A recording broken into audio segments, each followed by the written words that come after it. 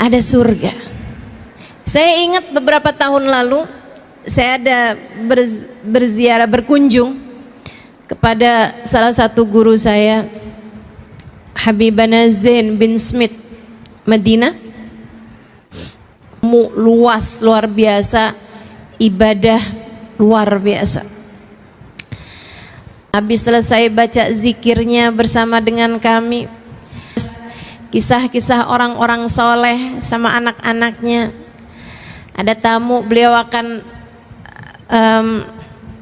temuin tamu. Yang diceritakan adalah hal-hal yang berbau ilmu, hal-hal yang bernilai ibadah, hal-hal yang mendekatkan orang pada Allah Subhanahu wa taala, mendoakan orang lain. Kemudian masuk lagi, mami kami sholat, kemudian dengarkan kami membaca Al-Quran, minta kami untuk baca beberapa hadis dari hadisnya Nabi Muhammad. Beliau kemudian menerangkannya.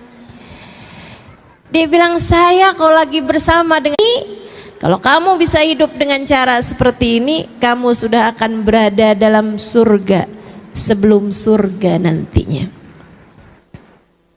Kata Allah tentang para kekasih-kekasihnya, ala inna awliya Allah la khaufun alaihim walahum yahzanun. Ketahuilah, sesungguhnya para kekasih-kekasih Allah Subhanahu wa taala la khauf alaihim, mereka enggak punya rasa takut, enggak punya walahum yahzanun, dan tidak pula bersedih hati.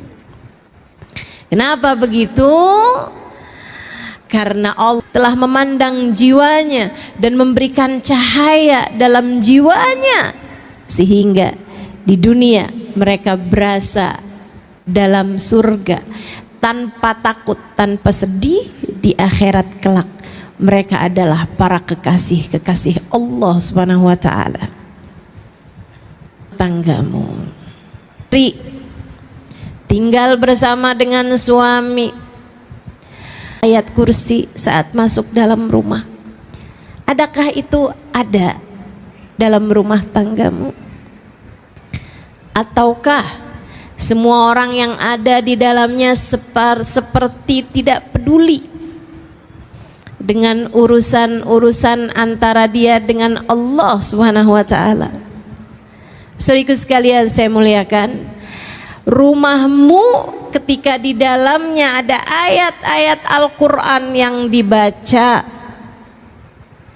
akan menjadi penanda bagi para malaikat-malaikat untuk mendoakan rumah tangga mengingat Allah. Ada hati yang sedang tadabbur Al-Quran. Coba dilihat rumahmu gimana, ada Qurannya apa enggak?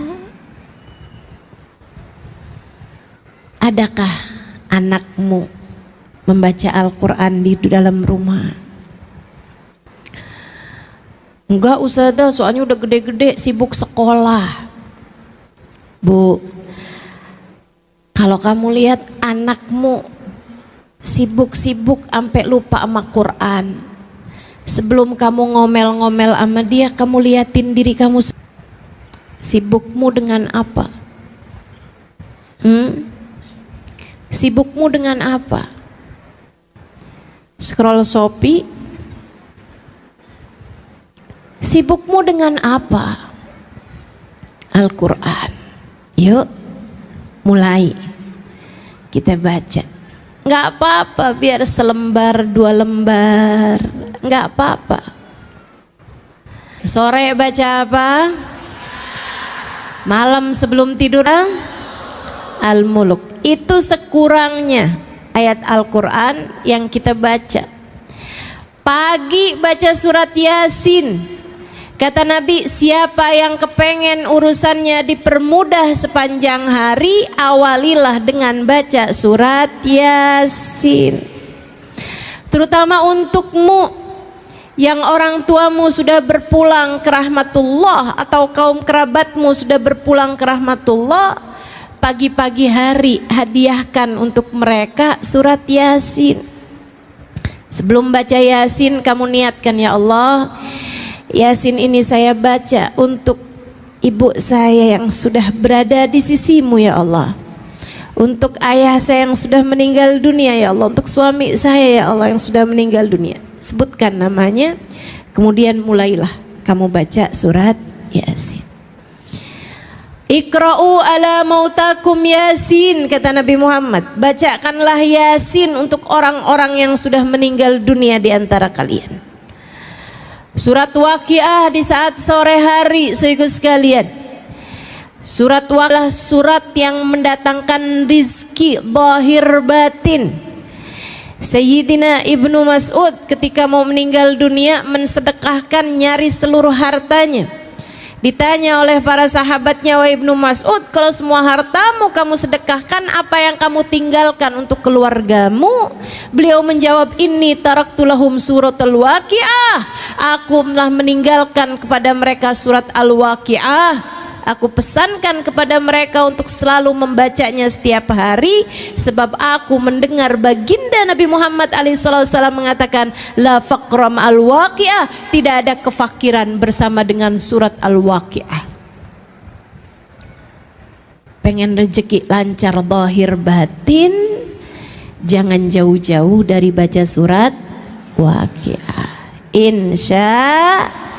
Insya Allah. Malam sebelum tidur, boleh habis maghrib, boleh habis isya, kamu baca surat Al-Mulk, surat Tabarakal Muluk.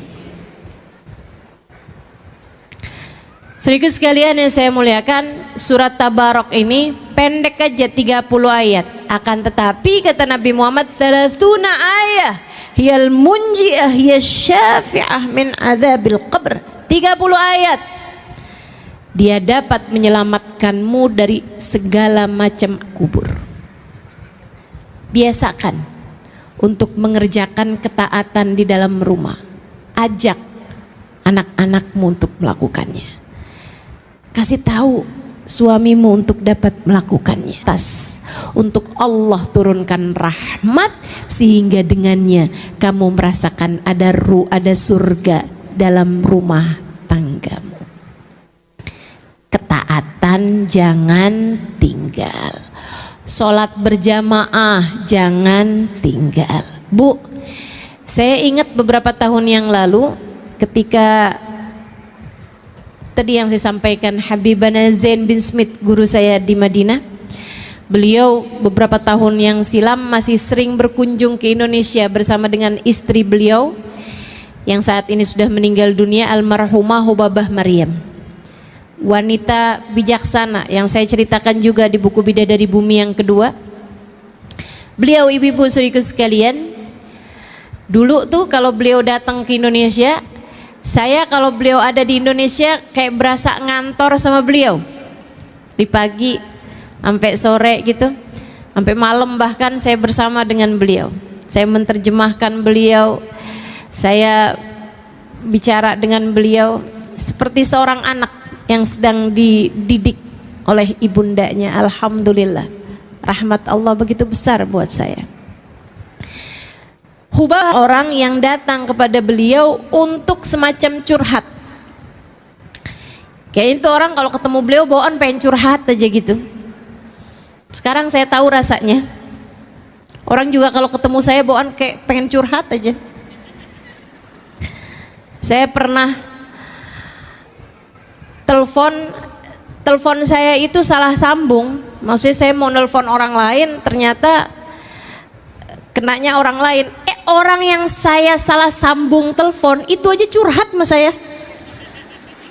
Sama perempuan-perempuan yang kebanyakan menceritakan tentang rumah tangganya yang sudah seperti neraka.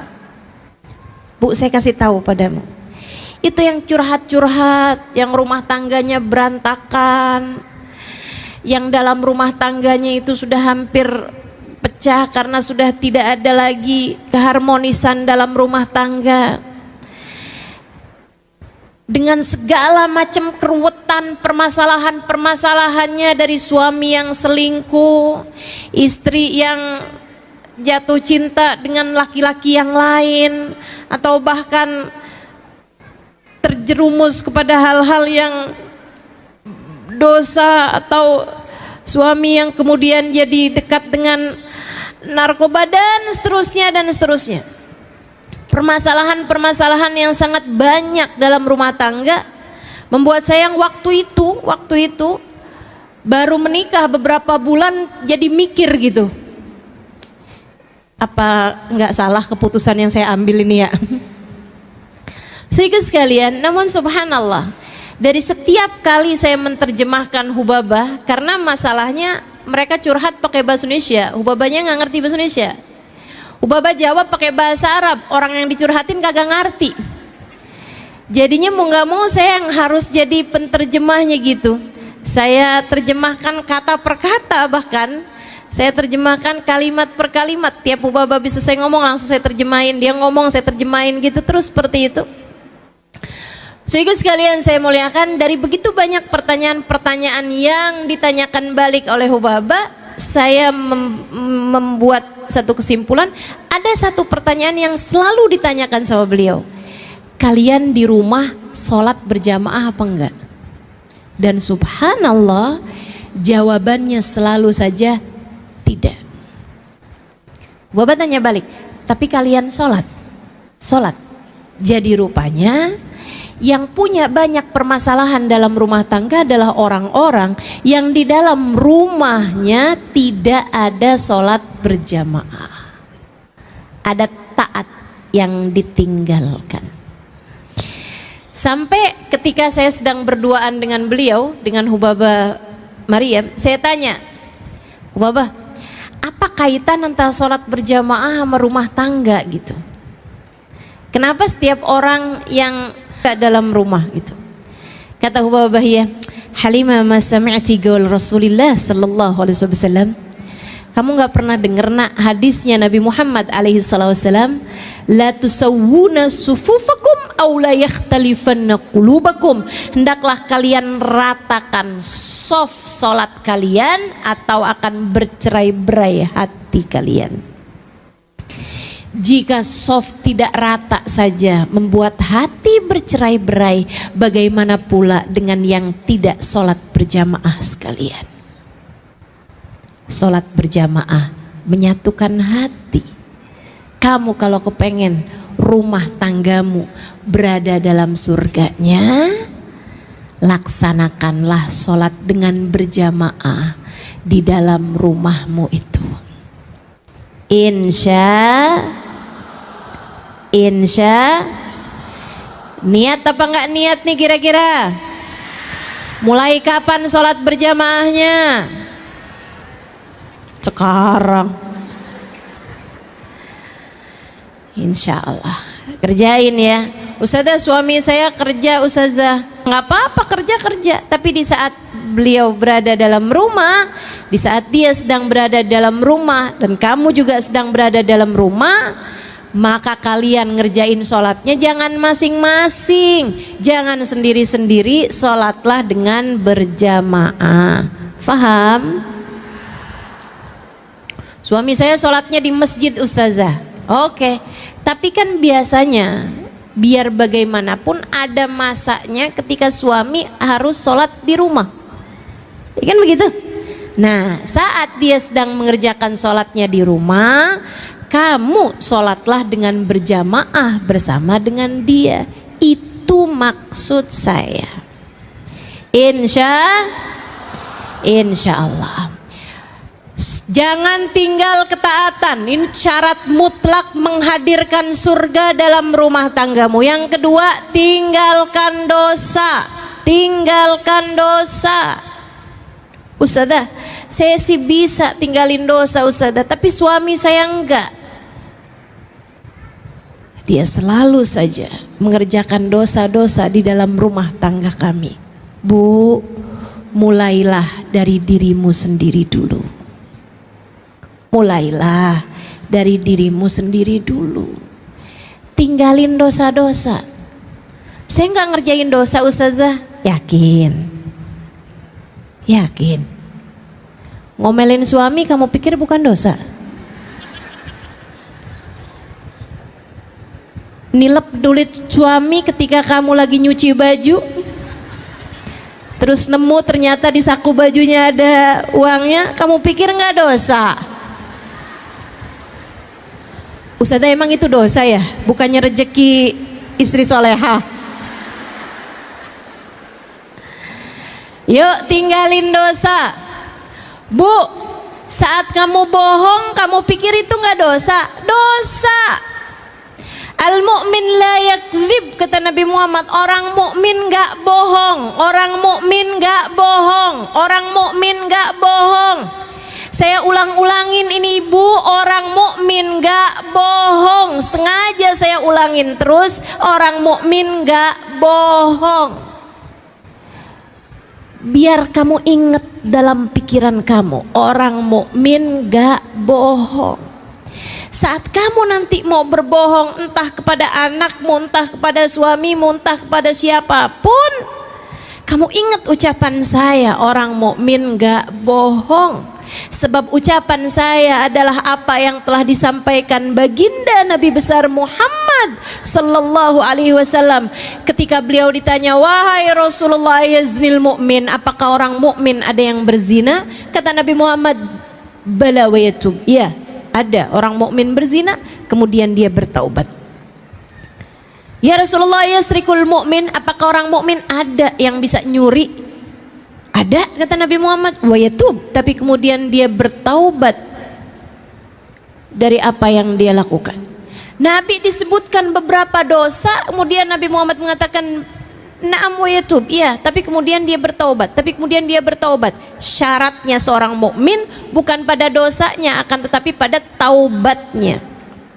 Bukan artinya, oh berarti nggak apa-apa ya Ustazah ngerjain perbuatan-perbuatan dosa. Bukan begitu, akan tetapi orang mukmin mungkin pernah mengalami masa lalu yang kelam, akan tetapi kemudian dia bertaubat dari masa kelamnya tersebut. Ketika ditanya, ya Rasulullah, yakdzibul mu'min, apakah orang mukmin bisa berbohong? Nabi Muhammad mengatakan, la, al mu'min la yakdzib, enggak, orang mukmin enggak bohong. Kamu kapan terakhir kamu berbohong? Tadi pagi. Kapan terakhir kamu berbohong? Ibu-ibu saudariku sekalian, saya muliakan, berapa banyak kebohongan yang telah kamu lakukan. Kamu kepengen rumah tanggamu berada dalam surganya, tinggalkan kebohongan. Jangan bohong. Jangan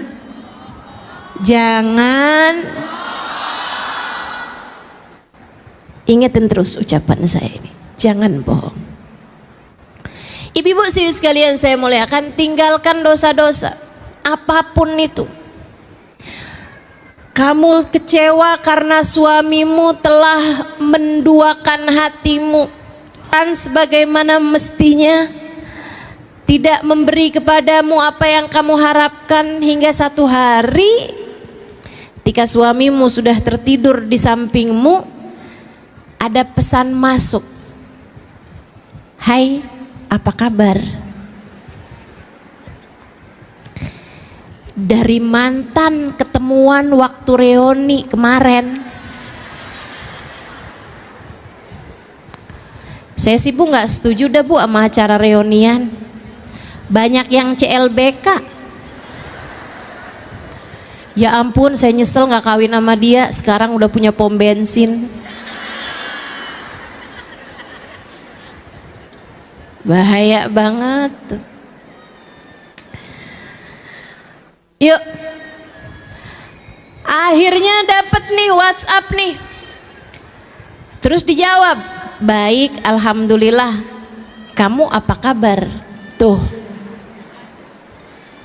lanjut dah, baik, kamu udah makan belum? Ada urusan apa setengah 11 malam tanyain orang udah makan apa belum? Kamu kemudian lihat suamimu itu, nggak pernah nanyain sih udah makan apa belum. Lah orang makannya barengan. Saudaraku sekalian yang saya muliakan, kemudian berlanjutlah apa yang kamu sebut diawali dengan khianat hati, selingkuh batin. Teman-teman saudariku sekalian yang saya muliakan, ini adalah pintu pembuka untuk sebuah dosa besar bernama zina. Dari saling sapa, kemudian ketemuan, kemudian entah apa yang akan kamu kerjakan. Kamu gak pernah tahu. Setan itu sudah profesional mengganggu hamba-hambanya. Jangan pernah buka pintu untuk masuknya setan di dalam urusan rumah tanggamu. Jangan. Jangan. Bisa jadi laki-laki lain lebih ganteng, lebih perhatian, lebih baik, lebih soleh, tapi dia bukan suamimu. Kunci surgamu tidak berada jalan surga ketika kamu taat baik padanya, jalan neraka ketika kamu menghina dia, ketika kamu tidak memperlakukan dia dengan semestinya. Jangan terbiasa mengerjakan dosa dalam rumah tanggamu. Angkat dah dosa-dosa, tinggalkan dosa. Pasti akan lebih damai, pasti akan lebih harmonis, pasti akan banyak turun rahmatnya Allah Subhanahu wa ta'ala kepada rumah tanggamu. Yang ketiga, teman-teman saya sekalian, yang pertama tadi apa? Jangan tinggal taat. Yang kedua apa? Berada di dalam surganya dalam rumah tanggamu. Apa kaitannya Ustazah? Apa kaitannya? Ini saya ceritain. Apa kaitannya? Saya punya teman. Dia seorang daiyah, seorang ustazah di Australia. Teman saya kan banyak, Bu, jangan ngiri. Seorang daiyah di Australia. Satu waktu saat kedatangannya di Indonesia, dia cerita. Namanya Ustazah Ummu Abdurrahman. Dia cerita bahwa dia itu berdakwah di Australia dan ada banyak di antara orang-orang yang mulai masuk dalam agama Islam, sehingga dia banyak mentalkin orang-orang. Sering banget datang ke rumah dia, duduk di ruang tamunya. Bahkan di saat dia lagi nggak ada dalam rumah. Nanti kalau pas dia kebetulan pulang, si tetangga itu ada di depan rumah, ada di ruang tamu gitu, dia nanya, ada yang bisa saya bantu? Oh iya, saya kehabisan garam, boleh minta garammu? Dikasihin. Wah, kamu buat duduk aja gitu, kayak tenang banget. Saya nggak ngerti kenapa. Dia bilang padahal rumah tetangga saya ini jauh lebih mewah, jauh lebih bagus daripada rumah saya. AC-nya jauh lebih dingin daripada AC di rumah saya. Dia bilang daripada AC di rumah saya. Dia bilang dekorasinya interior dalam rumahnya jauh lebih indah daripada rumah saya. Tapi dia mengatakan bahwa setiap kali saya duduk di dalam rumahmu, seperti saya berada di dalam surga. Saya nggak ngerti kenapa. Dia bilang, saya pun kemudian kasih tahu sama dia tentang Islam dan lain sebagainya. Tapi dia mengatakan, kenapa di rumah umat Islam kebanyakannya seperti berada di dalam surga? Kenapa? Karena umat Islam dalam hatinya punya cinta kepada Nabi Muhammad. Kenapa begitu? Kenapa kalau orang dalam hatinya punya cinta kepada Nabi Muhammad, kenapa bikin hati orang jadi adem bahkan ketika berada di dalam rumahnya? Karena Nabi Muhammad, Allah mengatakan tentangnya, a'udzubillahi minasyaitonirrajim, wa ma arsalnaka illa rahmatan lil alamin. Dan tidaklah kami utus engkau wahai Nabi Muhammad melainkan sebagai bentuk kasih sayang kami, rahmat kami di atas muka bumi ini. Maka teman-teman saudariku sekalian, kalau dalam hatimu punya rasa cinta yang besar kepada Nabi Muhammad, senang baca sholawat kepada Nabi Muhammad, bakalan adem hatimu dan bakalan adem pulalah rumahmu. Yang terakhir, kalau kamu kepengen rumah tanggamu jadi tempat turun hujan rahmatnya Allah, menjadikan rumahmu ada surga di dalam rumahmu, saudariku sekalian yang saya muliakan, terakhir, cobalah belajar untuk memiliki akhlakul karimah, akhlak yang baik kepada siapapun. Bangun akhlak yang bagus, bangun akhlak yang baik. Ucapan kasar, kalimat yang menyakitkan hati, tinggalkan. Marah-marah apalagi nggak jelas marahnya sebabnya apa, tinggalkan. Tinggalkan. Semua bentuk dari akhlak-akhlak yang buruk itu adalah penyebab dari rumahmu seperti berada di dalam neraka. Cobain belajar buat punya akhlak yang baik. Kalau ada suami lagi marah, liatin aja. Liatin aja. Kemudian kalau dia marah-marah, ngomong-ngomong yang gak enak gitu, Bu, kamu dengerin aja tapi gak usah percaya. Gak usah percaya. Sebab yang berbicara bukan hatinya. Yang berbicara adalah setan yang sedang menguasai hawa nafsunya. Kamu mau percaya sama setan? Enggak. Saya menuduh suami saya bohong, Ustazah. Suamimu mungkin enggak bohong, tapi yang sedang bohong adalah setan yang sedang menguasai suamimu. Buktinya, coba kamu ingetin betapa seringnya kamu habis marah-marah, habis itu kamu nyesel. Betul? Terus kamu bilang, maaf ya, saya tuh nggak ngomong dari hati saya. Betul? Dari mana tuh kamu ngomong? Dari hawa nafsu. Hawa nafsu kamu tuh. Kenapa kok bisa hawa nafsu kok lagi marah bisa ngomong sesuatu hal yang begitu menyakiti hati orang lain, begitu kasar, begitu keji? Karena orang kalau lagi marah hatinya dimain-mainkan sama setan. Kata Nabi Muhammad, seperti anak kecil main-mainin bola. Seperti anak kecil main-main bola. Seperti itu pula lah setan ketika hati kamu lagi marah, dia main-mainkan hati kamu, masukkan hawa nafsu sehingga bikin kamu jadi marah-marah seperti itu. Enak rasanya? Enggak. Gak enak rasanya, gak enak rasanya. Ustazah, tapi kok saya enak ya kalau habis marah-marah? Hati-hati. Kalau kamu merasa saya kok enak ya habis marah-marah, hati-hati.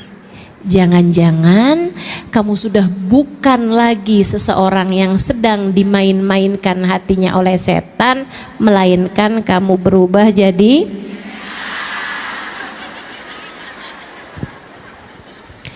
yang seneng kalau lagi marah-marah itu setan, Bu, bukan manusia. Jadi ibu-ibu sekalian yang saya muliakan, yuk bismillah, akhlak kamu diperbaiki sama anak, ngomong yang enak, sama suami ngomong yang enak. Kalau lagi kepengen ngomong yang gak enak, Bu, pamitan aja dulu, pergi wudhu. Kalau wudhu gak mempan juga pergi mandi. Kalau mandi nggak mempan juga berendam aja dulu. Ustazah bercanda enggak? Saya nggak bercanda. Saya nggak bercanda. Setan itu sesungguhnya kemarahan itu dari setan, dan setan itu terbuat dari api. Tidak ada yang dapat memadamkan api selain air. Maka apabila seseorang di antara kalian sedang marah, segeralah pergi berwudu. Kata Nabi begitu. Kata para ulama, kalau wudhu nggak mempan juga, mandi deh kamu. Adem. Kalau kamu udah selesai wudhu nih, kamu ketemuin anakmu, kamu ketemuin suamimu, liatin, udah lebih adem hatinya. Nah kalau belum adem juga, itu dia masuk lagi kamar mandi, mandi dulu aja. Tar tanyain sama suaminya, kamu katanya mau ngomong apaan? Tar, mama katanya mau bicara sama saya, mama mau ngomong apaan? Tar nak, mamanya lagi berendam. Masya Allah. Yuk teman-teman saudaraku sekalian yang saya muliakan, belajar buat punya hati yang damai, akhlak yang karimah, berakhlak dengan akhlak yang baik. Kok saya susah banget ya Ustazah punya akhlak yang baik? Bu, kembali ke poin yang ketiga, deketi Nabi Muhammad.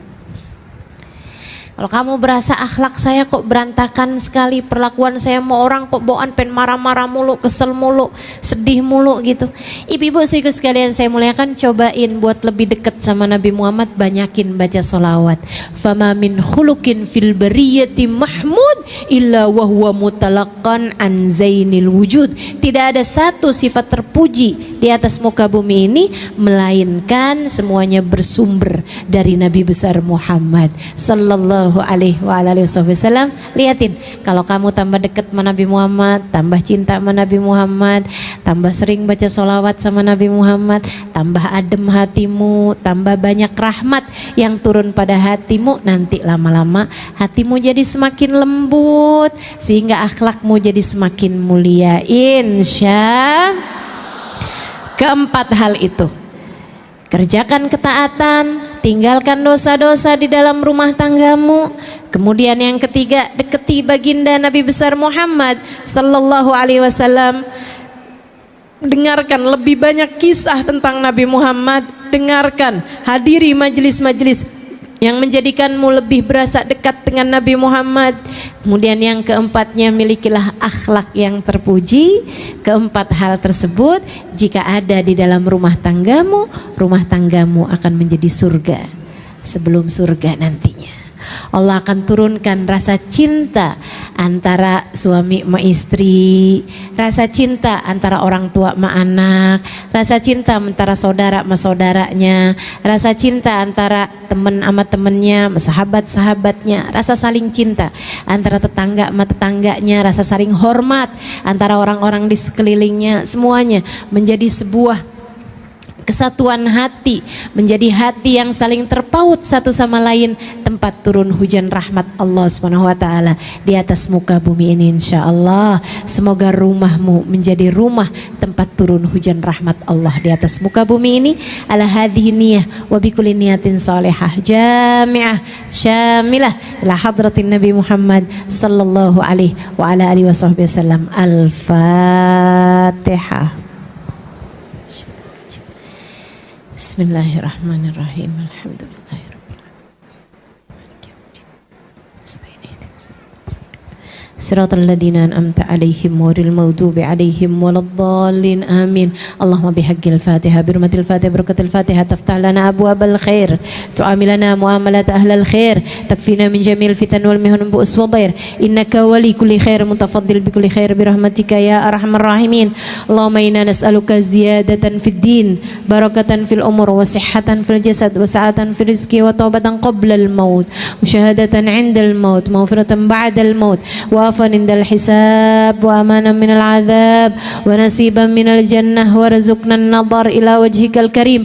Afina min balaik, wa uzi'na syukra na'maik, wa dhikna bardafik, wa halawata munajatik. Allahumma ij'al jam'ana hadha jam'an marhuma, wa tafarruqana min ba'dihi tafarruqan ma'suma, wa la taj'alillahumma lana wala fina wala ma'ana syaqiyan wala matrudan wala mahruma birahmatika ya arhamar rahimin, bijudika ya ajwadal ajwadin, innahu waliyu dzalika wal qadir alaih, wa anallahu yaqdi lana jami'al hajat.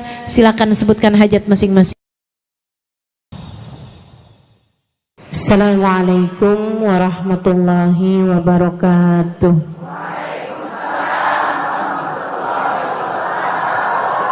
Alhamdulillah, wassalatu wassalamu ala rasulillah Muhammad ibn Abdillah wa ala alihi wa sahbihi wa man wala. Subhanaka la ilma lana illa ma 'allamtana innaka antal alimul hakim. Rabbi shrah li sadri wa yassir li amri wahlul 'uqdatan min lisani yafqahu qawli, amma ba'du. Alhamdulillah, sama-sama kita hormati, kita muliakan keluarga besar dari Malikah Group, Majelis Ta'lim Malikah Raudhatul Ilmi, yang diketuai oleh Hajjah Nur Silviah. Kita doakan semoga beliau beserta dengan segenap keluarga besarnya senantiasa berada dalam rahmat ridha Allah Subhanahu wa taala. Panjangkan umurnya, sehatkan badannya, dimudahkan urusannya, dimurahkan rizkinya, kabulkan hajatnya, semakin dicinta Allah Subhanahu wa taala dan Rasulnya. Sama-sama kita hormati Ibu Hajjah Nyai Muriana, juga keluarga besar dari Bapak Haji Nurdin, keluarga besar Haji Waisul Kurni, serta segenap hubabah, segenap ustazah, segenap ibu-ibu nyai pimpinan pondok pesantren, segenap ibu-ibu pimpinan majelis-majelis ta'lim, tim hadrah Al-Batul, juga semua yang hadir di majelis ini, baik ibu-ibu, kakak-kakak, adik-adik, anak-anak, yang semoga semuanya dirahmati Allah, disayang Allah, dibahagiakan Allah, dilindungi Allah, disayangi Rasulullah, disyafaati Rasulullah, hidup dalam keadaan bertakwa, mati husnul khatimah, di akhirat masuk surga. Dan semoga yang pada punya anak, anak-anaknya jadi anak-anak yang saleh-salehah. Dirimu sebagai ibunya dijadikan ibu seperti yang Allah mau, insya Allah.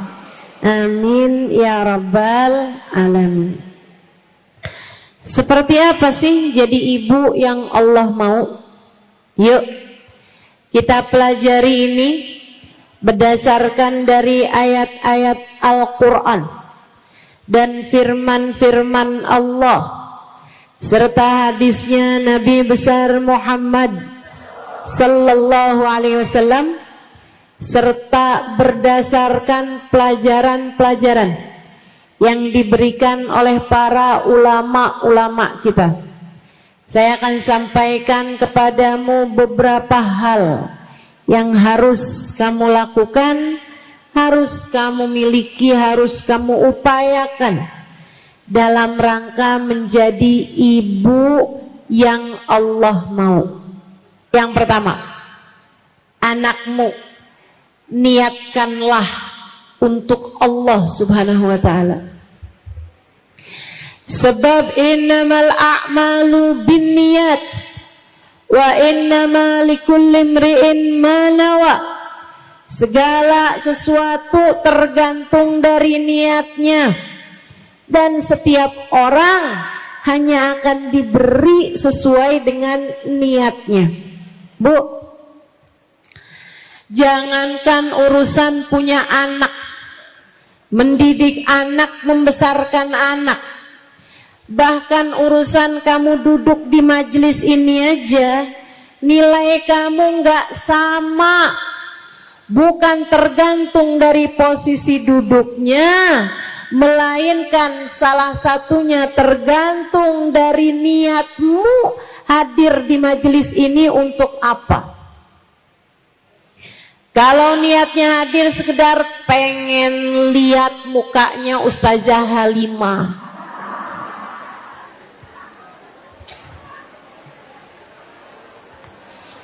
itu nggak cukup tinggi nilainya, ya 6,5 lah gitu.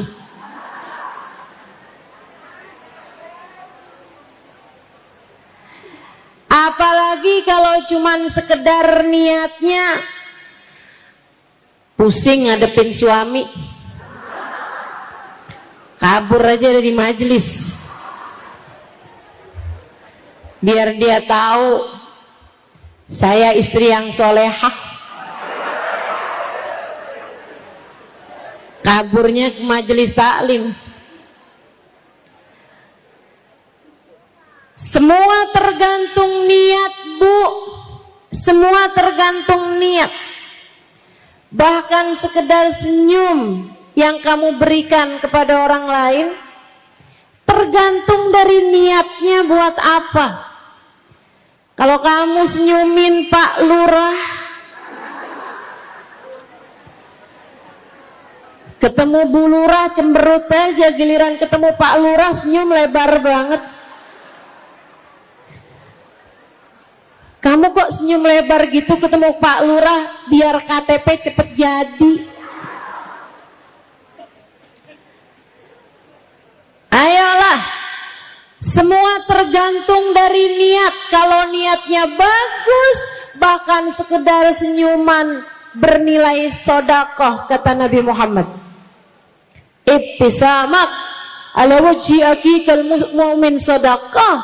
Senyummu di wajah seorang hamba Allah bernilai sedekah. Saudariku sekalian yang saya muliakan, apalagi urusan punya anak. Bu, dari hamil 9 bulan saya belum pernah hamil. Alhamdulillah. Semua kan harus disyukuri, betul? Tapi kan saya lihat juga nih ibu-ibu yang pada hamil, ada yang sakit, ada yang mual-mual, ada yang ngidam dari kepengen rujak, buah gohok. Ada itu kan? Ya itulah pokoknya ya. Sampai ke hari ini bilang melakinya, Bang, saya hari ini ngidam deh. Apaan? iPhone 16.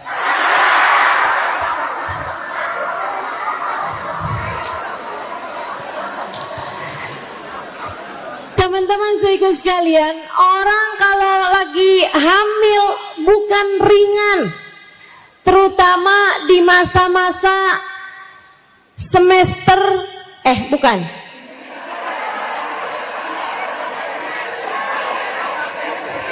Tunggu dulu nih, yang pertengahan kalau nggak salah 4, 5, 6 bulan. Itu ibu-ibu saudara sekalian, pembentukan tulang dalam diri bayi. Kalau saya nggak salah ingat ya, ada salah satu dari tiga bulan tersebut kan dibagi 3 tuh, 3 bulan pertama, 3 bulan tengah, 3 bulan terakhir. Kalau nggak salah 3 bulan yang tengah itu ibu-ibu saudara sekalian, pembentukan tulang. Itu Bu, biasanya ibu-ibu tuh tulang-tulangnya pada sakit-sakit karena sedang kalsiumnya itu sedang disedot untuk pembentukan tulang anakmu.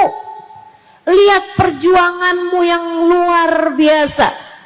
Belum lagi nih ya, kalau udah 3 bulan terakhir kan serba salah, mau tidur miring terus pegel, telentang, apalagi kalau tengkurep.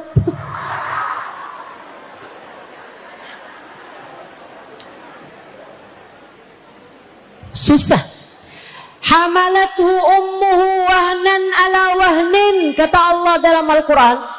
Ibunya mengandungnya dalam keadaan kelelahan di atas kelelahan,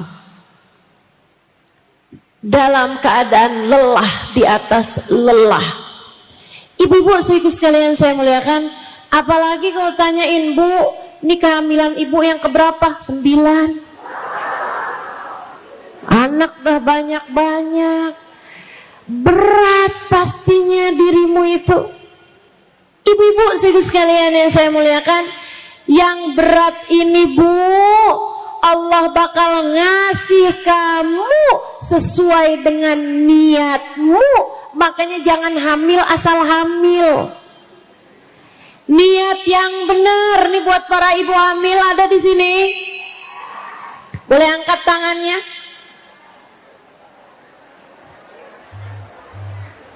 Alhamdulillah. Saya doakan melahirkan dengan selamat, lancar,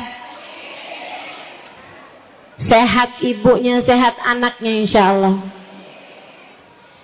Ibu-ibu sekalian, semuanya tergantung dari niatnya. Allah akan memberimu sesuai dengan niatmu. Belum lagi melahirkan, perjuangan yang sampai Nabi Muhammad menyebutnya sebagai salah satu peraih syahid. Mani syahid indakum, kata Nabi. Siapa aja syahid menurut kalian? Rasul yang pergi ke medan perang kemudian meninggal dunia, tewas terkena senjata musuh. Kata Nabi, iya, tapi bukan hanya itu. Idzan asy-syahidu qalil, kata Nabi, kalau itu aja berarti yang syahid itu sedikit dari umat saya. Terus ya Rasul, Nabi menyebutkannya. Man mata mahrukan, man mata mahrukan. Siapa yang meninggal dunia tenggelam, siapa yang meninggal dunia kena kebakaran. Kata Nabi Muhammad, mabtunan, siapa yang meninggal dunia ketika melahirkan anaknya. Perempuan yang meninggal dunia saat dia melahirkan anaknya dianggap syahid di mata Allah, karena Allah tahu itu perjuangan yang bukan mudah, setengah nyawa. Ibu-ibu saudariku sekalian yang saya muliakan, yang kayak beginian ini belum lagi ditambah sesudah melahirkan harus menyusui, waktu tidur berantakan dan seterusnya, berbulan-bulan lamanya, umur setahun malah tambah susah banget dijagainnya karena kemana-mana anaknya. Udah mulai bisa jalan, pintu harus terus-terusan terkunci. Mana anaknya kadang suka banget ngumpet di belakang kipas angin. Ibu-ibu saudaraku sekalian, perjuanganmu. Belum lagi nanti kalau udah mulai memasuki umur-umur dia sekolah, bebanmu sebagai seorang ibu bukan kemudian menjadi lebih ringan. Tentu saja menjadi ibu pekerjaan yang luar biasa besar, nggak pakai ada liburnya. Ada banyak ibu-ibu yang pada punya anak kecil tuh bilang, "Tar ya, kalau anak saya udah agak gede-gedean kayaknya saya istirahat." Anak udah gede-gedean istirahat apa enggak tuh?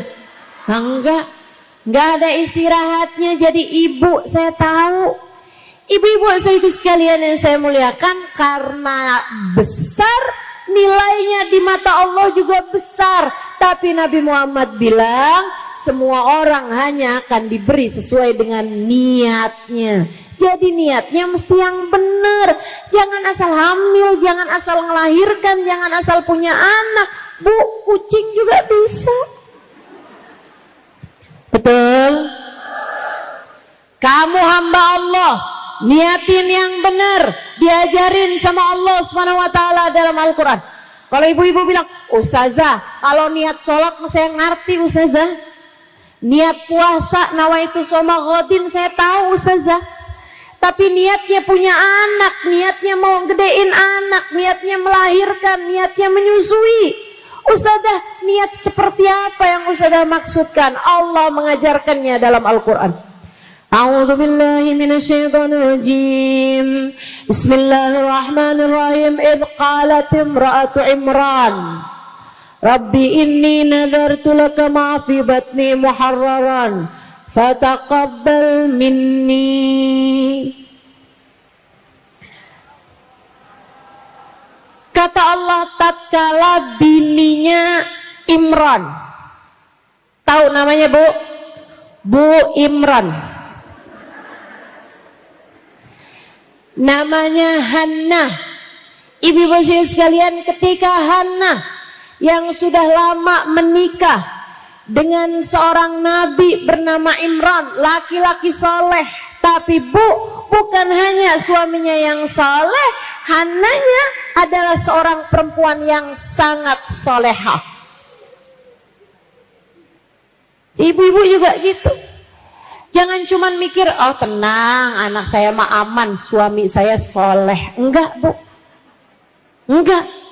Kamunya juga mesti jadi ibu yang solehah. Ustazah, gimana anak saya mau jadi anak yang baik? Ustazah, lakinya kagak bener. Bu, kamu jangan cuman nyalahin suami kamu, Bu. Lah kamunya, ibu-ibu sekalian yang saya muliakan, kamu harus jadi perempuan yang solehah untuk bisa melahirkan anak-anak yang soleh-solehah. Kamunya harus mulai dari kamunya.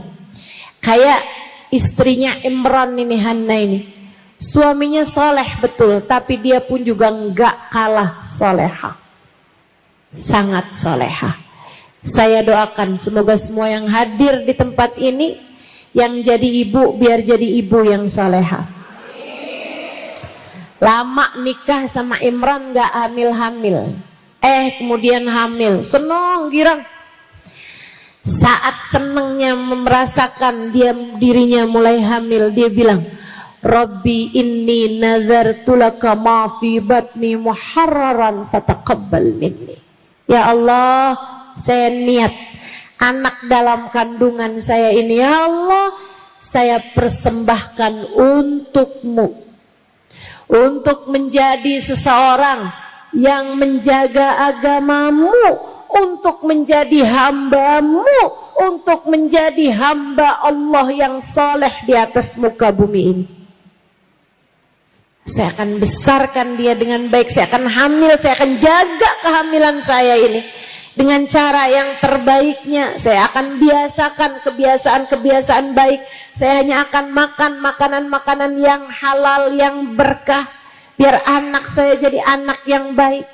Saya niatkan anak saya ini, ya Allah, persembahkan saya untukmu, persembahan saya untukmu, fataqabbal minni, terimalah ia dariku ya Allah. Gitu, Bu. Ustazah, sekarang terlanjur, anak saya udah gede, Ustazah. Ya udah, perbaharui niat. Perbaharui niat. Kamu bilang sama Allah, ya Allah, saya selama ini salah niat. Saya selama ini menjadikan anak saya untuk saya. Saya salah, ya Allah. Bu, ada banyak di antara kita yang meniatkan anaknya untuk dirinya.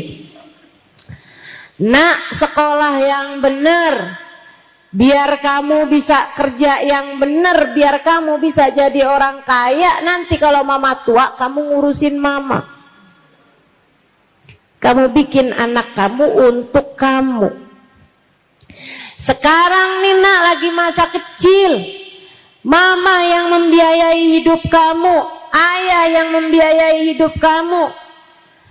Tapi nanti nak, kalau tua, giliran kamu yang kerja buat membiayai hidup kami. Yakin bener panjang umur?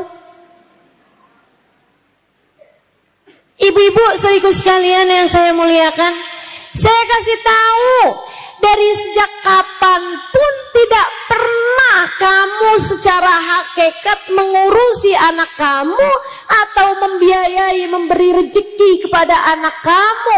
Pemberi rezeki cuma satu, namanya Allah Subhanahu wa ta'ala. Jadi jangan sampai kamu berpikir, sekarang saya kasih rezeki sama anak saya, ntar kalau saya tua giliran anak saya ngasih rezeki sama saya. Nggak ada begitu, nggak ada begitu. Yang ngasih kita rezeki cuma satu, namanya War-Razzaq Dzul Quwwatil Matin. Allah lah satu sang pemberi rezeki, dialah sang pemilik kekuatan sejati. Jadi jangan niatkan anak buat diri kamu. Ibu tolong jangan difoto saya. Kalau udah yang terlanjur dihapus, nggak apa-apa. Udah yang terlanjur foto tolong dihapus saya, ya, nggak apa-apa. Ustazah akan saya moto ini ustazah buat jadi simpenan pribadi aja. Nanti kalau saya kangen-kangen mau ustazah saya liatin. Nggak usah, ya Bu. Saya nggak suka ada di HP-mu, saya lebih suka ada di hatimu. Boleh begitu dihapus? Jangan ya, jangan difoto ya. Niatkan anak buat Allah. Nggak usah mikir kita ngasih anak rezeki, nanti anak ngasih kita rezeki. Rezeki itu semua dari Allah Subhanahu wa taala. Semua dari Allah Subhanahu wa taala. Jangan mau berpikir bahwa nanti di masa tua saya dikasih rezeki sama anak-anak saya. Nggak usah. Dari sejak awal-awal yang ngasih rezeki kita tuh Allah Subhanahu wa taala. Nggak usah bergantung sama siapapun. Jangan kesianin dirimu, kesianin anak-anakmu. Bu, lagian anak kamu itu bukan punya kamu, Bu. Kamu nggak ikut-ikutan bikin matanya. Kamu nggak ikut-ikutan bikin hidungnya. Kamu nggak nyumbang ketika Allah menciptakan hatinya.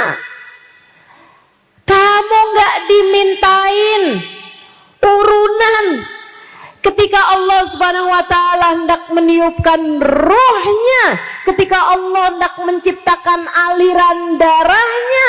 Tidak, anakmu bukan milikmu, ia adalah milik Allah Subhanahu wa taala. Dari sejak ia berada dalam kandunganmu, anakmu sudah dikasih rezeki sama Allah Subhanahu wa taala. Kenapa orang di saat hamil ada banyak makanan-makanan yang semula dia nggak suka mendadak jadi suka? Kenapa ada orang ketika hamil makanan-makanan yang sangat dia suka mendadak jadi nggak suka? Saya ada kenal teman saya yang sering hamil. Maksudnya anaknya banyak kan sering hamil. Dia itu ibu-ibu sekalian seneng banget minum kopi. Seneng banget pagi sama sore pokoknya minuman wajibnya minum kopi. Terus dia kasih tahu saya ustazah kalau lagi hamil itu saya mendadak darah saya lebih tinggi gitu. Jadinya saya itu nggak boleh minum kopi. Saya bilang waduh tersiksa banget dong hidup kamu karena kamu nggak minum kopi gitu. Dia bilang enggak ustazah, saya itu ustazah setiap kali hamil saya itu mendadak nggak suka kopi. Selama hamil, begitu habis melahirkan langsung saya nyari kopi ustazah. Ibu-ibu, kenapa bisa begitu? Kenapa kamu mendadak berbeda kesukaanmu terhadap makanan atau ketidaksukaanmu terhadap makanan? Karena Allah tidak hanya sedang memberi rezeki padamu. Di masa kamu hamil, Allah lagi mau ngasih rezeki kepada anakmu. Itu sebabnya makanan-makanan yang kamu biasanya suka mendadak gak suka karena yang lagi dikasih rezeki bukan cuman kamu tapi anak kamu. Subhanallah, subhanallah. Ibu-ibu saudara sekalian yang saya muliakan, karena anakmu bukan milikmu, ia adalah milik Allah, maka persembahkan anakmu untuk Allah. Ya Allah, saya hamil, akan saya jaga kehamilan saya, akan saya jaga makanan saya sepanjang hamil, akan saya lahirkan dengan segala apa yang saya mampu akan saya rawat anak saya ya Allah sekemampuan saya. Ya Allah, saya persembahkan anak saya untukmu agar ia menjadi seorang hamba yang soleh atau solehah. Gitu. Niatkan yang bagus. Termasuk anak-anak yang sekarang sudah ada, anakmu itu yang sekarang ada, niatkan mereka buat Allah Subhanahu wa taala. Ya Allah, dulu saya nggak cukup ngerti. Sekarang saya baru ngerti ya Allah, saya persembahkan anak-anak saya untukmu ya Allah. Biar dia bisa jadi hambamu yang saleh ya Allah. Biar dia bisa jadi hambamu yang salehah ya Allah. Tolong jaga anak saya ya Allah, seperti engkau telah menjaga hamba-hambamu yang saleh-salehah. Gitu. Insya. Dan ini ngaruh banget ibu-ibu. Hana ketika meniatkan anaknya buat Allah Subhanahu wa taala, Allah Subhanahu wa taala ceritakan sesudah ayat dari yang tadi saya bacakan. Falamma wada'atha qalat rabbi inni wada'tuha untha wallahu a'lamu bima wada'at wa laysa dzakaru kal untha wa inni samaituha Maryam wa inni u'iduha bika wa dzurriyyataha minasyaitonir rajim fataqabbalaha rabbuha biqabulin hasan wa ambataha nabatan hasana wa kaffalaha Zakaria. Kata Allah, sesudah kemudian Hana meniatkan kandungannya untuk Allah Subhanahu wa taala, dia jaga kandungan tersebut sampai melahirkan. Dia terkejut ketika melahirkan seorang anak perempuan. Dia kira anak dipersembahkan buat Allah, Allah akan hadirkan dia sebagai anak laki-laki untuk bisa menjaga Masjidil Aqsa, karena mereka adalah keluarga penjaga-penjaga Masjidil Aqsa. Kita doakan semoga Allah Subhanahu wa taala mendamaikan negara-negara yang sedang berkonflik. Masjidil Aqsa semoga dikembalikan secara utuh kepada umat Islam. Mudah-mudahan Allah Subhanahu wa taala mengaruniakan kedamaian, perdamaian untuk semuanya yang sedang berkonflik insyaallah. Amin ya rabbal alamin.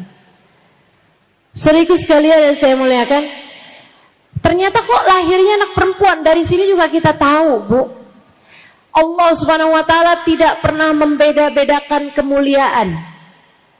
Orang mulia-mulia aja, mau laki-laki mau perempuan.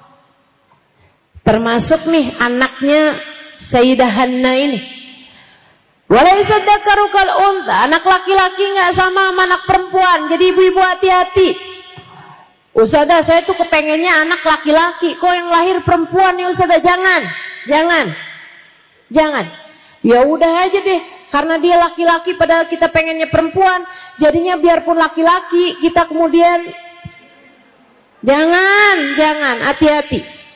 Walaysa dzakaru kal untha, anak laki-laki nggak sama anak perempuan. Ibu-ibu sekalian, tetap perlakukan sesuai dengan gendernya masing-masing. Ya, biar nggak terjadi zaman-zaman sekarang ini ada banyak banget nih. Katanya seorang laki-laki, saya ini sebenarnya adalah seorang perempuan yang terjebak dalam tubuh laki-laki. Lagi musim banget nih zaman-zaman sekarang ini. Jangan ikut yang demikian itu. Kamu perlakukan anakmu sesuai dengan gendernya. Inni u'iduha bika wa dzurriyyataha minasyaitonir rajim. Habis kasih nama ini sama itu Maryam. Ya Allah, aku lindungkan anak ini ya Allah dari segala kejahatan setan yang terkutuk. Apa kata Allah? Sesudah niat dengan niatan yang bagus, fataqabbalaha rabbuha biqabulin hasan. Allah terima anakmu dengan sambutan yang baik. Ibu-ibu sekalian, alangkah bahagianya kamu kalau kamu punya anak diterima sama Allah, disambut sama Allah dengan sambutan yang indah. Itu udah setengah perjalanan anakmu indah tuh. Kalau udah Allah terima anak kita. Bu, Ibu tahu penerimaan adalah hal tertinggi yang dibutuhkan manusia. Kamu harus dengar ini. Istri yang paling bahagia adalah istri yang diterima oleh suaminya, bukan dicintai. Dicinta tapi nggak diterima, Bu, masih pakai syarat. Tapi kalau diterima, kurang lebihnya semua diterima. Istri kalau dicinta nih, Bu nih, kalau lagi cakep dicinta, bisa begitu. Kalau lagi nurut dicinta, kalau lagi habis masak dicinta, tapi kalau lagi tidur disebelin malakinya banyak. Tapi kalau istri yang diterima sama suaminya, istrinya lagi gimana, suaminya ngeliat lucu aja. Biar lagi ngambek, suaminya lucu aja liatnya. Ibu-ibu sekalian saya muliakan, istrinya lagi sakit, tetap dia cinta, tetap dia terima.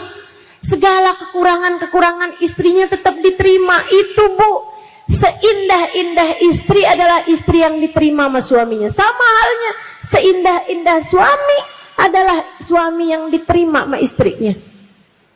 Biar kata gimana-gimana, biar malam-malam ngoroknya kenceng, istrinya emang terima, dia enak aja tuh, ya bukan? Ibu-ibu sekalian saya muliakan, anak juga begitu.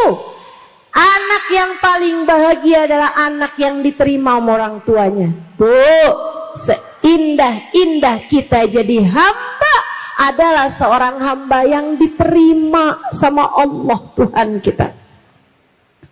Karenanya, sebagai orang tua, yang harus kamu lakukan untuk menjadikan anakmu sebagai anak yang semoga diridhoi Allah, dan kamu jadi ibu yang Allah mau, yang nomor satu adalah niatkan anakmu untuk Allah, biar anakmu diterima sama Allah.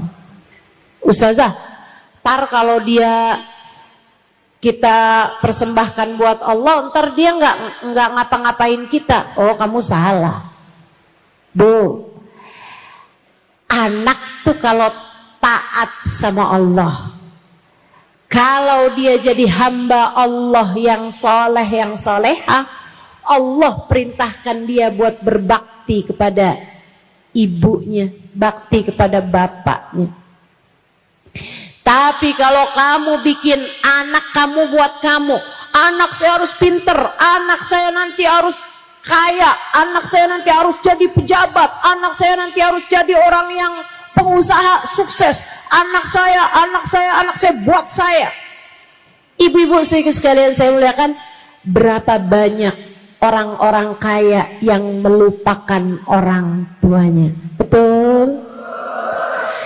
Berapa banyak, Bu, pengusaha sukses naroin orang tuanya di panti jompo?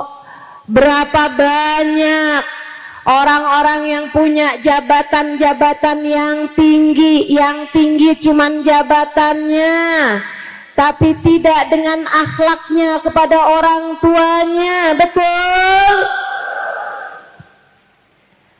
Enggak usah takut, persembahkan anakmu buat Allah, nanti Allah akan mengembalikan anakmu kepadamu dengan menjadi seindah-indah anak bagi seindah-indah orang tua. Jelas? Jelas? Menjadi ibu yang Allah mau, nomor satu adalah niat. Niatin yang bagus, niatin untuk, jadi sama halnya dengan kamu sholat harus lillahi ta'ala, kamu juga gitu. Hamil, ya Allah saya hamil lillahi ta'ala. Nanti kalau melahirkan, ya Allah saya niat melahirkan lillahi ta'ala. Nanti habis itu tiap nyusuin, ya Allah saya menyusui anak saya lillahi ta'ala. Nyuapin anaknya, ya Allah saya niat nyuapin anak saya lillahi ta'ala. Setiap kamu bangun malam-malam, ya Allah saya ngurusin anak saya lillahi ta'ala. Terus, karenamu ya Allah, karenamu ya Allah, karenamu ya Allah. Semua insya Itu satu. Yang nomor dua, ibu-ibu sekalian, saya punya guru. Salah satu dari guru saya yang paling guru, setara orang tua bagi saya, Sayyidil Habib Umar bin Hafiz. Saya berguru kepada beliau, mudah-mudahan saya jadi murid yang diterima sama beliau. Ibu-ibu sekalian, beliau punya anak banyak, ibunya. Ibu beliau, Baba Zahra, punya anak banyak. Salah satu anaknya adalah Habib Umar bin Hafid, yang menjadi ulama dunia. Anaknya yang lain Habib Ali Masyhur.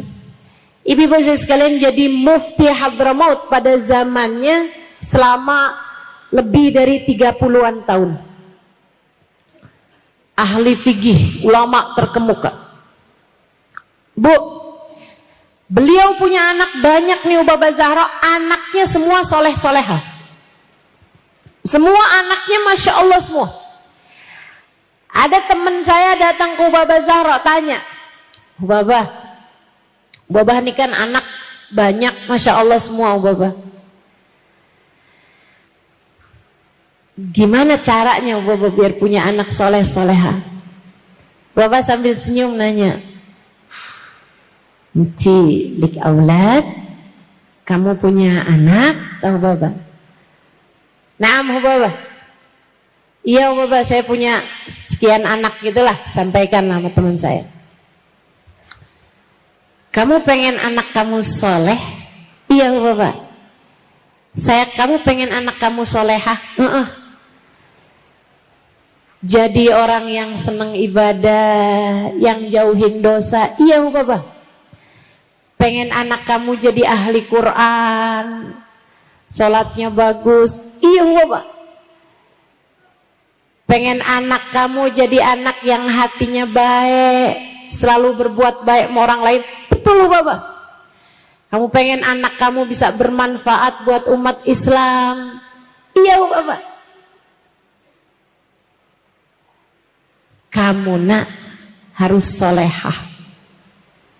Kamu sebagai ibunya harus seperti itu.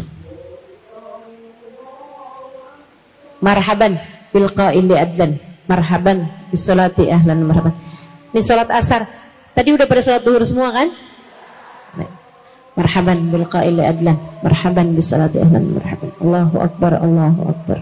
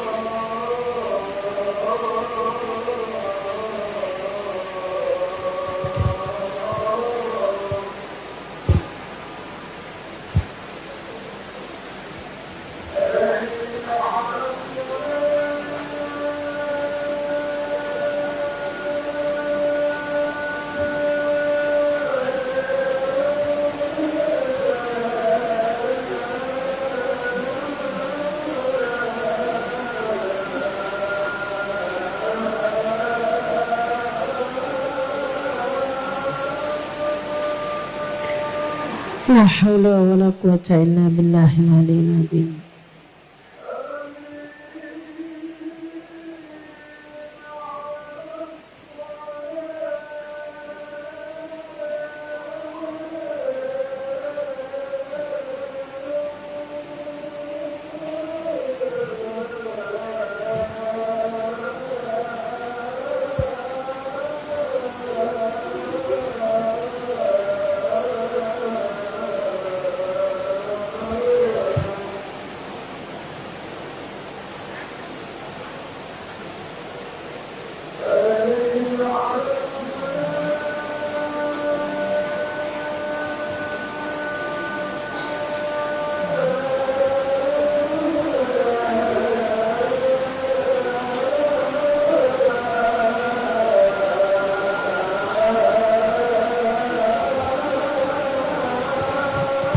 La haula wala quwwata illa billahil azim.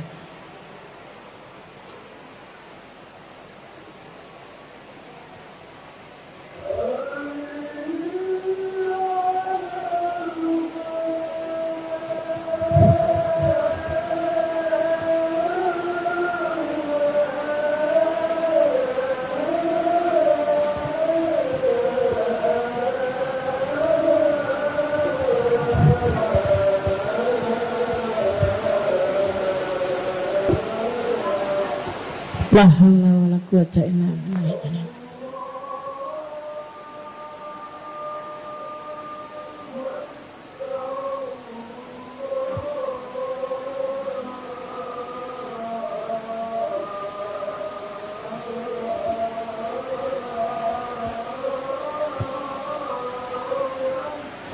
Allahu akbar, Allahu akbar.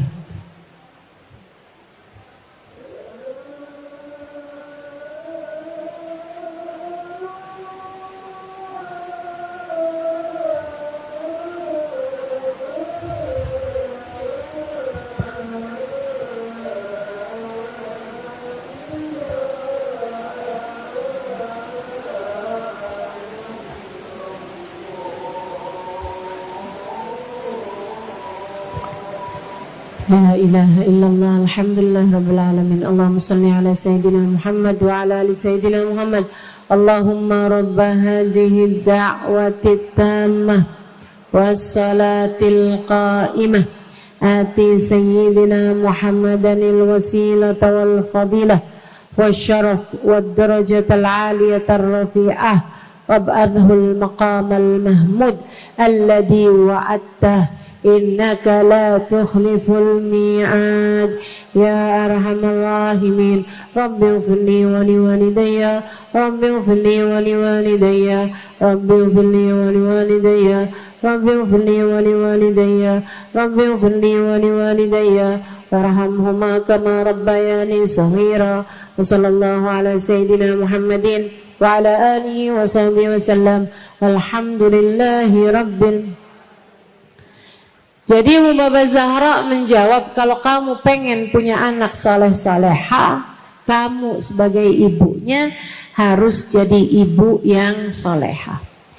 Kalau kamu kepengen anak kamu bisa menjaga salatnya, kalau kamu kepengen nanti anak-anakmu jadi orang yang bisa menebarkan kebaikan kepada orang lain, bermanfaat buat orang lain, kamu harus terlebih dahulu menjadi orang yang semacam itu. Kalau kamu kepengen anak-anakmu jadi ahli Quran, cinta sama Al-Quran, kamu sebagai ibunya mesti belajar buat cinta sama Al-Quran. Bu, agak repot nih Bu nih. Kalau kamu konsentrasinya kepada urusan dunia, sementara kamu berharap biar anakmu menjadi orang yang konsentrasi sama urusan akhirat, nggak bisa begitu. Nggak bisa begitu. Kenapa gitu? Sebab orang tua bagi anaknya itu kayak batang bagi bayangan. Batang pohon, ibu-ibu, anakmu adalah bayangannya. Mata yastaqimuddil wal audu a'waju. Kapan ada ceritanya bayangan pohon bisa lurus kalau pohonnya itu sendiri bengkok? Kalau kamu kepengen bayangan pohon tersebut lurus, maka luruskanlah pohonnya dengan sendirinya. Nanti bayangannya bakalan ikut lurus. Jelas? Anakmu adalah bayanganmu, Bu.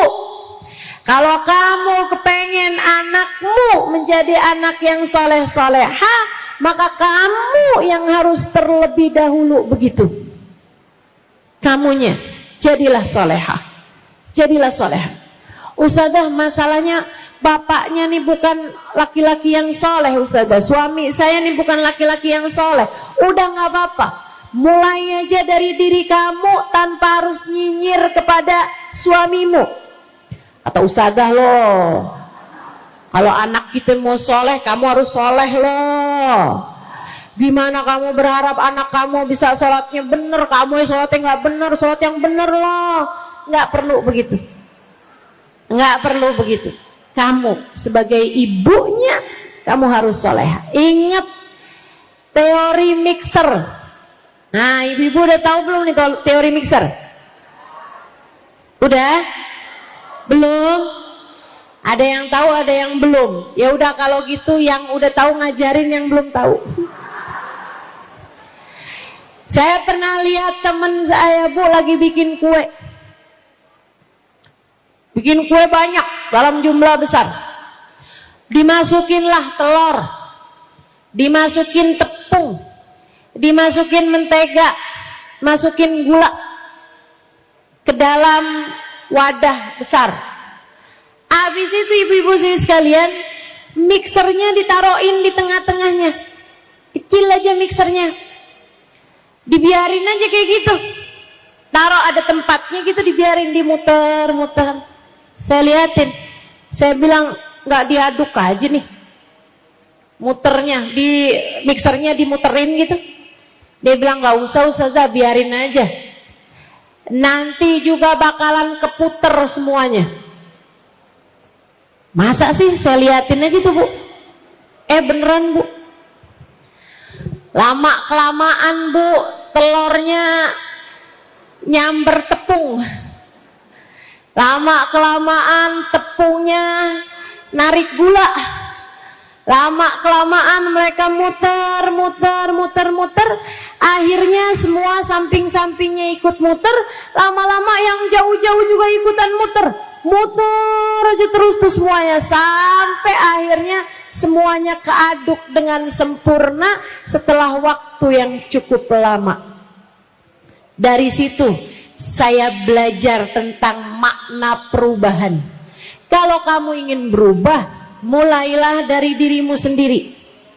Kalau kamu tetap istiqomah berubah dalam kebaikan, liatin, nanti suamimu akan ikut berubah, anak-anakmu akan ikut berubah. Kalau kamu solehah, kamu jadi mixer yang berputar ke arah yang benar, nanti semuanya bakalan ikut berputar dengan arah yang benar bersama dengan dirimu itu. Percayalah saya.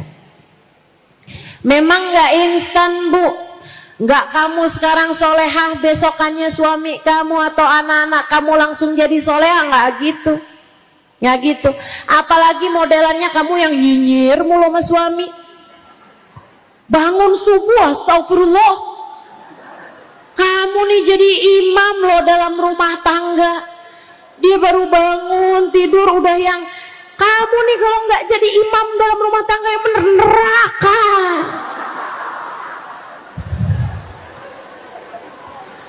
Kasihan yang jadi suaminya.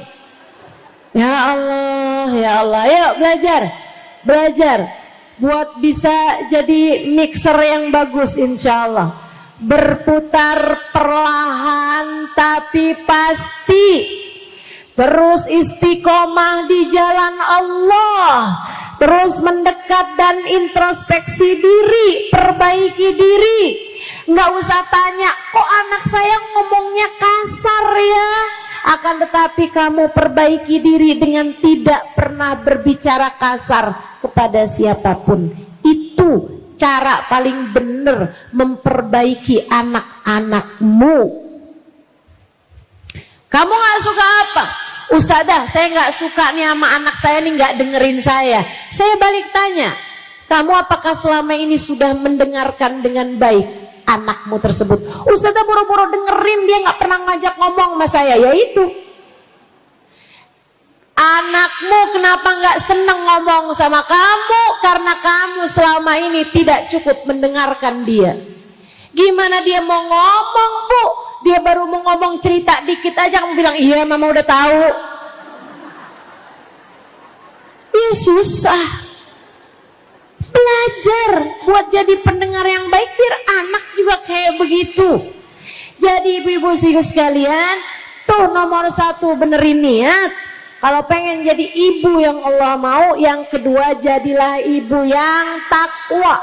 Jadilah ibu yang salehah. Jadilah ibu yang menjalankan perintah Allah, menjauhi larangan Allah. Jelas? Yang ketiga, ibu-ibu sekalian, perlakukan anakmu dengan penuh kasih sayang.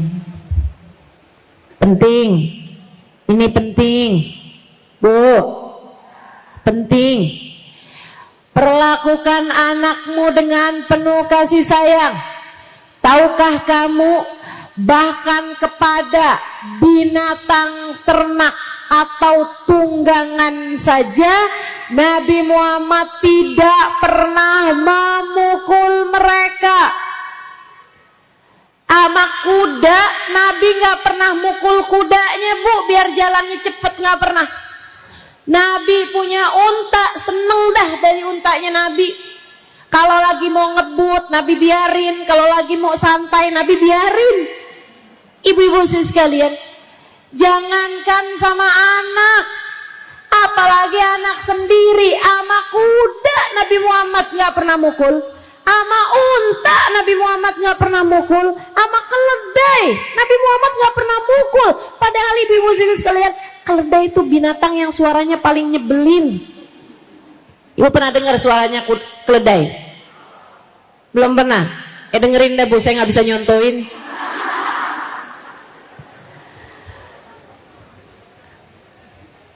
Ibu-ibu sekalian, Nabi gak pernah mukul.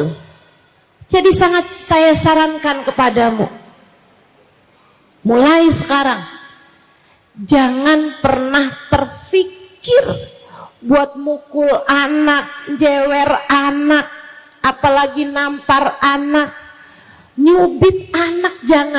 Jangan pernah, ibu-ibu sekalian, jangan pernah. Alhamdulillah, saya seumur-umur gak pernah digituin sama orang tua saya. Dan ibu gak usah khawatir, Ustazah, kalau saya gak pernah mukul, saya baik-baikin terus anak, ntar anak jadi manja. Ntar anak saya, Ustazah, gak nurut sama saya, Ustazah. Siapa bilang? Ibu lihat saya, kira-kira saya nurut gak sama orang tua saya? Kira-kira saya bakti apa gak sama orang tua saya? Ibu-ibu saya gak pernah dipukul sama orang tua saya. Gak pernah, sekalipun saya gak pernah dipukul sama orang tua saya. Jadi itu kalau kamu pikir, kalau saya pukul anak saya dia bakalan nurut, kalau saya cubit anak saya dia bakalan ngerti, nggak ada, Bu, nggak ada. Yang dia akan ngerti kalau kamu pukul dia, kalau kamu jewer dia, adalah bahwa ibunya nggak sayang sama dia. Yang akan dia pahami saat kamu cubit dia, saat kamu pukul dia, adalah pemahaman bahwa dunia ini bukanlah tempat yang aman bagi dia sebagai hamba Allah Subhanahu wa ta'ala. Sebagai seorang anak, dunia ini gak aman. Kamu seharusnya adalah menjadi tempat yang ternyaman bagi anak-anakmu. Dekapanmu, pelukanmu seharusnya adalah menjadi selimut paling hangat saat dinginnya dunia menjadikan dia kedinginan dan menggigil. Ibu-ibu saudaraku sekalian yang saya muliakan, kamu sebagai seorang ibu, Bu, seharusnya adalah kata-katamu, pujianmu, senyumanmu lebih adem daripada AC. Apalagi di tempat yang hangat, panas, gerah. Jangan sampai nih, Bu, dia merasa bahwa dunia ini gerah, bahwa kalau dia nggak jadi jahat, kalau dia nggak jadi keras, dia nggak akan bisa diterima di dunia ini. Jangan ada pemikiran seperti itu. Kelak kekerasan itu akan kembali kepada dirimu sendiri. Jangan sakiti anakmu, Bu. Tidak dengan perlakuanmu, tidak pula dengan ucapanmu. Siapa bilang kamu boleh ngata-ngatain anakmu? Gak boleh, Gak boleh. Apa hukumnya Ustazah? Saya ngomel-ngomelin anak, saya kata-katain anak saya dasar. Apa hukumnya Ustazah? Dosa. Hukumnya adalah dosa. Ibu-ibu sekalian yang saya muliakan, hukumnya adalah dosa. Bu, anakmu bukan milikmu. Anaknya miliknya anakmu, miliknya Allah. Kamu kalau anakmu diapa-apain sama orang lain, kamu terima apa enggak? Kamu enggak terima. Kamu marah sama orang yang berani ngapa-ngapain anak kamu. Saya kasih tahu, Allah marah sama orang tua yang berani ngapa-ngapain anaknya.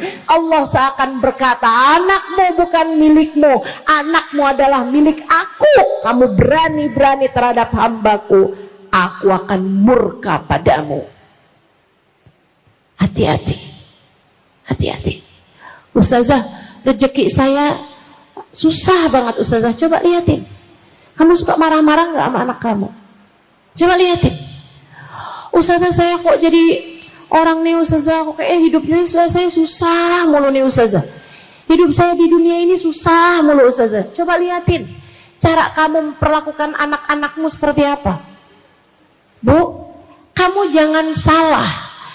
Kamu jangan mikir bahwa itu enggak ada sambungannya, itu enggak ada kaitannya, sangat berkait. Ibu-ibu sekalian, kamu sayangi anakmu, kamu berbuat baik pada anakmu, kamu cintai anakmu, kamu dekap anakmu, kamu puji anakmu, kamu hangatkan hati anakmu. Allah subhanahu wa ta'ala akan cinta padamu. Allah akan mudahkan urusanmu. Allah akan bentangkan kasih sayangnya padamu. Allah akan dekap kamu dengan dekap rahmatnya sesuai dengan perlakuanmu terhadap anak-anakmu. Maka ibu-ibu sekalian, yang baik sama anak, yang baik sama anak. Bu, kalau bukan kamu yang sayang sama anakmu, siapa lagi?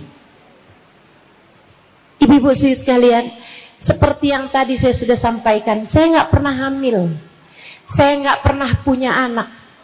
Tapi Bu, ibu tahu, hal yang paling menyakitkan saya adalah ketika seorang anak diperlakukan keji oleh siapapun, apalagi jika itu adalah oleh orang tuanya sendiri. Dia hambanya Allah. Dia hambanya Allah. Bagaimana mungkin ada orang yang tega untuk menyakiti dia? Dia tidak bersalah. Kullu mauludin yulad ala fitrah. Semua anak terlahir dengan membawa fitrah. Dia suci, dia lahir di atas muka bumi ini dalam keadaan suci. Jangan sampai kamu karena kesel sama bapaknya, kemudian kamu sakiti hati anaknya. Saya pesan sama kamu, sungguh-sungguh saya sampaikan sama kamu, yang sayang sama anakmu, Bu, biar kamu disayang sama Allah. Jangan sakiti hati anakmu, Bu. Jangan sakiti hati anakmu. Sebab kamu adalah ibunya. Kalau bukan kamu yang paling menunjukkan kasih sayang Allah kepada anakmu, itu siapa lagi kiranya? Bukankah kamu telah melahirkannya dengan separuh hidupmu? Bukankah 9 bulan kamu pernah berada dalam satu tubuh dengannya? Hembusan nafasmu adalah kehidupannya. Makanan yang kamu makan adalah santapan dan jamuan Allah baginya. 9 bulan kamu berada dalam satu hembusan nafas. 9 bulan nyawanya bersambung dengan nyawamu. Bagaimana mungkin kamu tidak menyayanginya? Kamu tentu masih ingat saat-saat ketika kamu setengah mati melahirkannya. Kemudian saat-saat kamu pertama kali mendekap tubuh kecil itu, bukankah kamu jatuh cinta padanya? Bukankah kamu jatuh cinta padanya? Lantas siapa yang pernah memperbolehkan kamu pukul dia, kamu jewer dia, kamu kata-katain dia? Ibu-ibu saudariku sekalian yang saya muliakan, jangan jahat sama anakmu.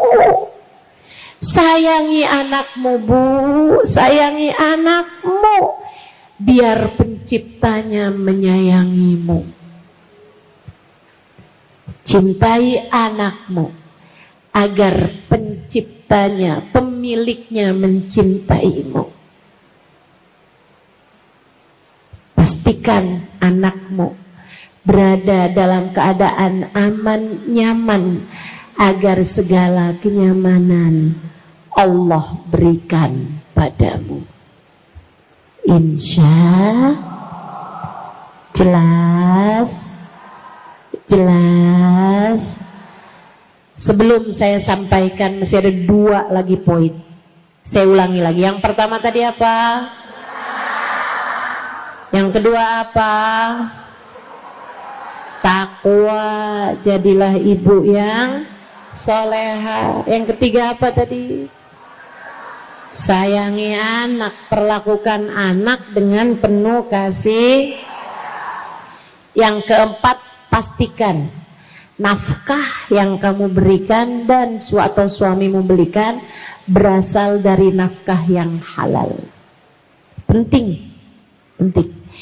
Jangan mau cari rejeki yang haram ataupun syubhat, jangan mau nguasain harta warisan keluarga, jangan mau kamu berbuat sesuatu yang diharamkan Allah untuk mendapatkan materi, kemudian materi tersebut kamu berikan untuk makan anak-anakmu, untuk pakaian anak-anakmu. Enggak, Bu, itu kayak api yang akan membakar mereka dunia sebelum kelak di akhirat nanti. Kata Nabi Muhammad sallallahu alaihi wasallam, man akalal haram kullu lahmin nabata min suhtin fannaru aula bih. Kata Nabi, semua darah daging yang terbentuk dari sesuatu yang haram, maka neraka adalah tempat kembali baginya. Jangan sampai anakmu jadi anak-anak ahli neraka hanya karena kamu memberikan padanya nafkah yang tidak halal. Sampaikan kepada suamimu, Bang, gak apa-apa kok, dikit yang penting halal, gak apa-apa. Jangan sampai ada di antara kita yang bilang, pokoknya sekian pengeluaran, gua gak mau tahu lo dapatnya dari mana, biar keteng rampok juga terserah. Jangan.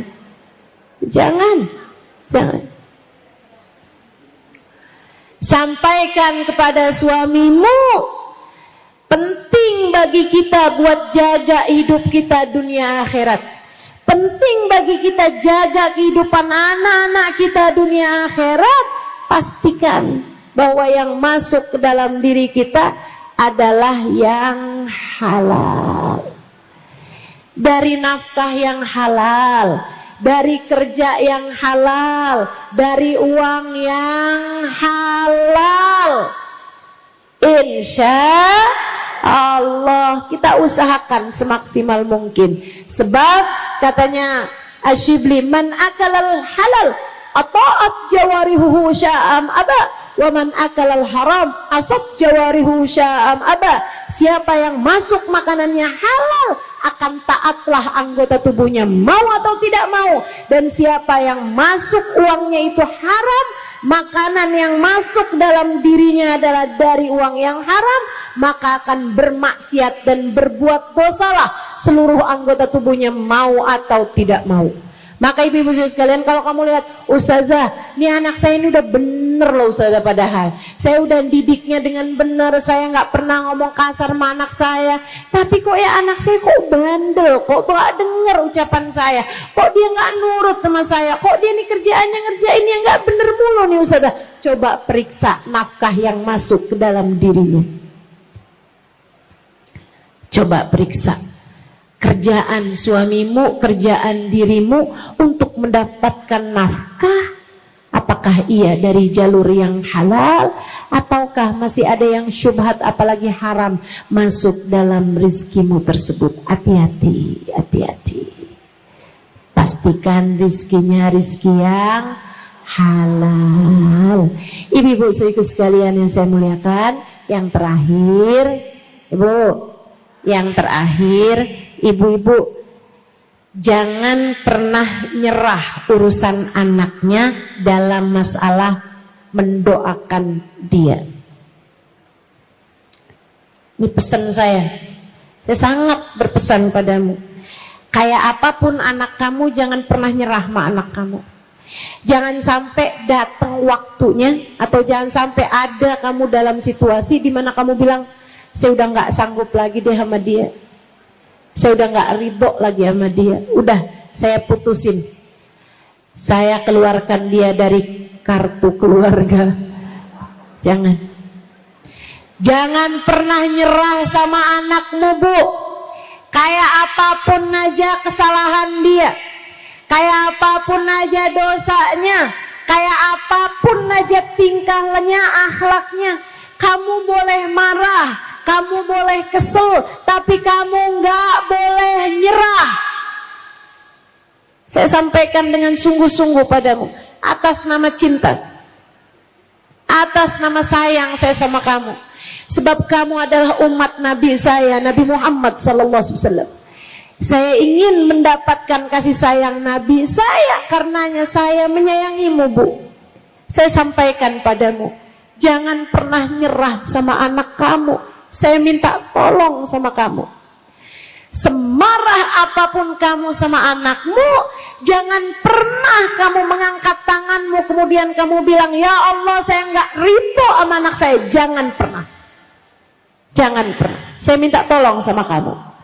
Semarah apapun kamu sama anakmu, kalau kamu dalam keadaan seperti itu, saat kamu berdoa kamu bilang begini, ya Allah, saya memang marah sama anak saya, ya Allah, tapi saya ridho sama dia, maka ridhoilah dia, ya Allah.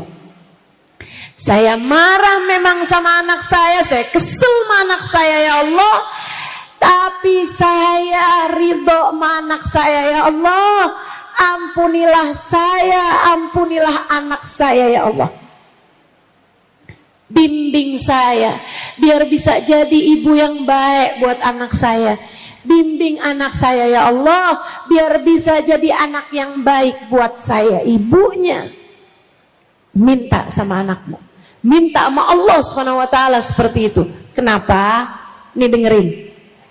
Kalau kamu nggak ridho sama anak kamu, Allah nggak akan ridho sama anak kamu. Sebab Allah bilang seperti kata Nabi Muhammad, ridallah fi ridal walidain wa sukhtullah fi sukhtil walidain. Ridha Allah terletak pada ridha orang tua, murka Allah pun terletak pada murka orang tua. Kalau kamu marah sama anakmu, kamu murka sama anakmu, kamu nggak ridho sama anakmu, Allah pun akan begitu kepada anakmu. Dan kalau anakmu sampai nggak diridhoi Allah, Bu, anakmu bakalan jadi ahli neraka. Dan itu pasti akan menyedihkan hatimu. Dunia dan akhirat dia akan semakin jauh dari ridha Allah, dia akan semakin jauh dari hidayah, dia akan semakin jauh dari surga. Tapi kalau kamu tetap ridho sama anak kamu, Allah pun akan ridho sama dia. Kalau sudah Allah ridho sama dia, itu cuma soal waktu. Sekarang anakmu bandel, ntar lama-lama enggak lagi. Sekarang anakmu sholatnya belum benar, tapi kalau kamu tetap ridho sama anakmu, Allah akan ridho. Lama kelamaan Allah akan beri hidayah kepada anakmu, sehingga anakmu nanti akan menjadi anak yang soleh, akan jadi anak yang solehah. Maka seperti apapun keadaan anakmu, tetaplah ridho padanya. Ibu-ibu saudaraku sekalian, nanti kalau anakmu soleh-soleha, saat kamu meninggal dunia, Bu, tiap sholat yang dia lakukan, pahalanya akan ngalir ke dalam kuburmu.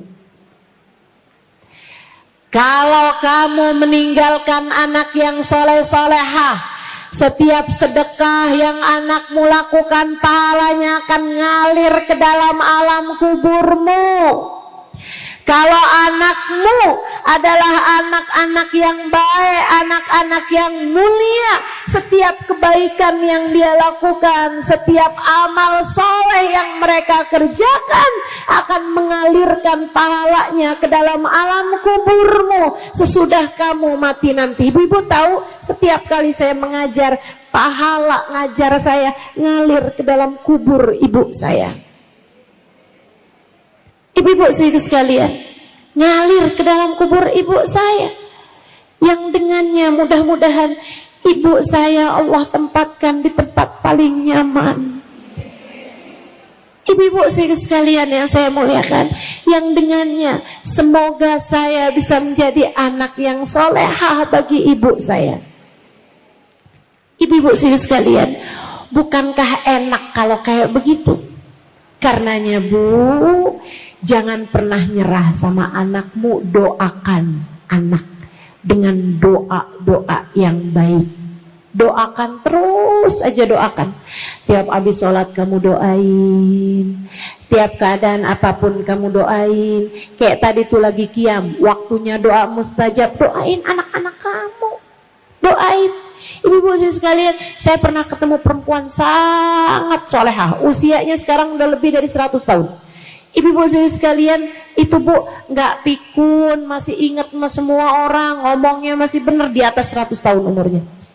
Bu, anak-anaknya jadi orang yang Masya Allah, dia udah punya anak, punya cucu, punya cicit, nggak tahu tuh punya anaknya cicit apa enggak tuh.